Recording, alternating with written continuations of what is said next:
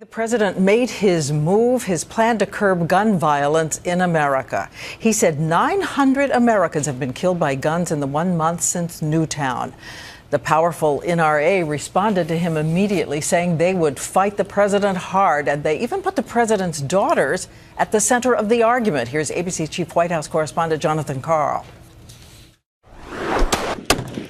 As gun sales across the country continue their record pace, gun advocates reacted swiftly to the president, declaring they will fight his proposals on every level. In Mississippi, the governor said he wants to make it illegal in his state to enforce any new federal gun law.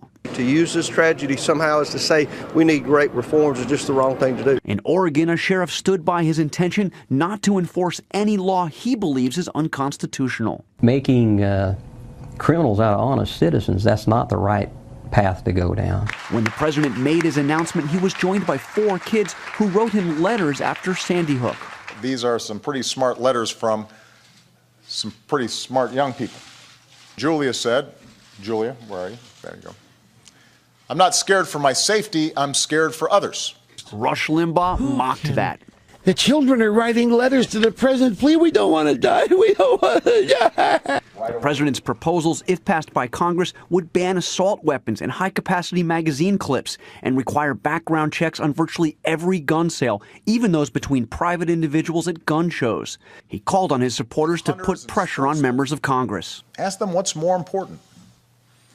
Doing whatever it takes to get a A grade from the gun lobby that funds their campaigns, or giving parents some peace of mind when they drop their child off for first grade.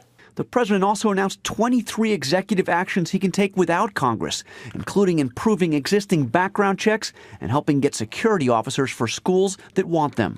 Even before the announcement, the National Rifle Association took a personal shot at the president, calling him an elitist hypocrite. Then why is he skeptical about putting armed security in our schools when his kids are protected by armed guards at their school? The White House called that repugnant and cowardly. The NRA did not back down. Oh, it's going to be a battle. We're going to be there, and we're going to fight it. As the White House launches a full-scale campaign to promote the plan, children like 11-year-old Julia Stokes will be front and center. What made you decide to write to the president?